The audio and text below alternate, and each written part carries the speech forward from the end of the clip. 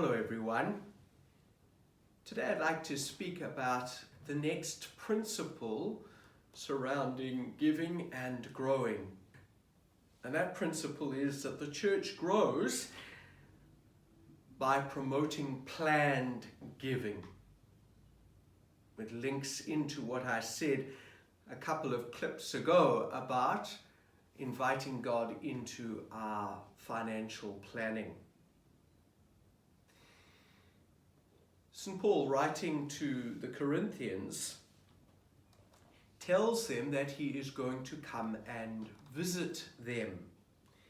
And when he comes, he will ask them to make a contribution to the church in Jerusalem. He writes, "On the first day of the week, each of you should set aside and save whatever one can afford, so that collections will not be going on when I come. And when I arrive, I shall send those whom you have approved with letters of recommendation to take your gracious gifts to Jerusalem." And that's 1 Corinthians chapter 16, verses 2 to 3.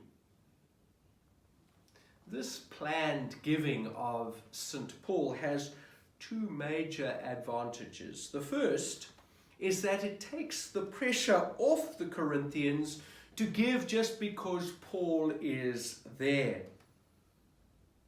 Deciding in advance to give would eliminate giving out of a sense of guilt. Paul doesn't want the collection going on when he is in town because the people may not feel free to give. The second advantage is that people would potentially be able to give more. They could save what they could afford to set aside, rather than just giving whatever money they happened to have at hand. And Paul repeats this message to the Corinthians in his second letter as well. He tells them that he knows they intend to give, but he is writing in advance so that they can be prepared to support the church. This is what he says: "I thought it necessary to encourage the brothers and sisters to go on ahead of you and arrange in advance your promised gift, so in this way it might be ready as a bountiful gift and not as an exaction." Chapter 9, verse 5 of that second letter. St. Paul makes the point that planned giving is not only more helpful and effective, but it also feels right. Dear friends, in this parish we are focused on planned giving, and we would like all our parishioners to be involved in planned giving of their time, their talents and treasures. Giving spontaneously or even as sort of like an afterthought is certainly charity, and it's good. But because human nature is often opposed to giving, as I mentioned before, our spontaneous giving is often influenced by our own human nature, our own greed. Some people say that throwing just the spare change into the collection basket as it goes past is just tipping God, because it's effortless and we don't give it much thought at all. And giving out of guilt is also giving to God, but not with the kind of heart that God is looking for. And so just giving as an afterthought or giving out of guilt, neither of those approaches does anything to build the church, since nothing is ever different as a result. Dear friends, in this parish, we try just to focus on money and stewardship at one time in the year.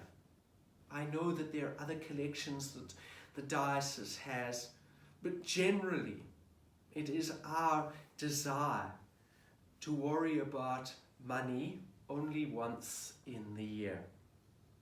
We focus during this time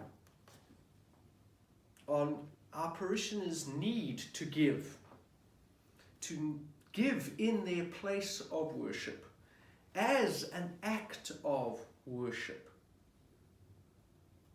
And so, dear friends, what's important at this time, and what I would like to emphasize to each and every one of you, is that you are invited to plan your giving at this time. That's what we're doing now. That's what stewardship campaigns are about.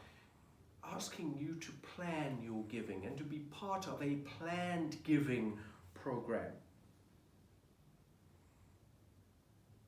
Dear friends, when our giving is planned, our church grows. Planned giving moves us beyond guilt or greed and allows us to consider our commitment in a thoughtful and prayerful way. It allows room for the Holy Spirit to touch and change our hearts and bring us to a more generous response. Planned giving will always lead to greater giving and more mature givers. And as a result, the church grows. I really hope that you will consider joining our planned giving program, that you will fill in a card and commit to a planned way of giving your time, your talent, and your treasures. That it won't be something you do as an afterthought or as a guilt, but as a generous giving to grow the church. God bless. Bye-bye.